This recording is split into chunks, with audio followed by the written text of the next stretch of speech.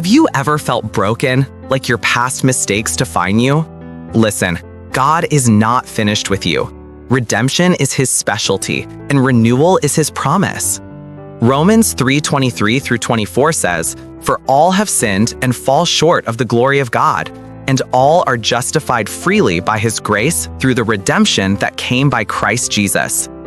Even when you've fallen, God's grace doesn't cancel you, it restores you. Isaiah 1:18 reminds us, "Though your sins are like scarlet, they shall be as white as snow." No matter how dark your past looks, his mercy paints your story white again. 2 Corinthians 5:17 declares, "If anyone is in Christ, he is a new creation. The old has gone, the new is here." God isn't patching you up, he's making you brand new.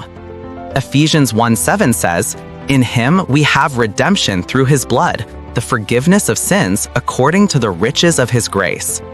You are forgiven, not because of what you've done, but because of what Jesus already did.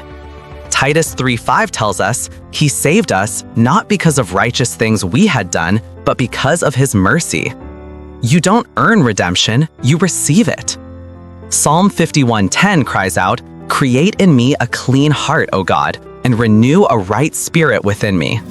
That's not just a verse, that's a daily prayer for a new beginning.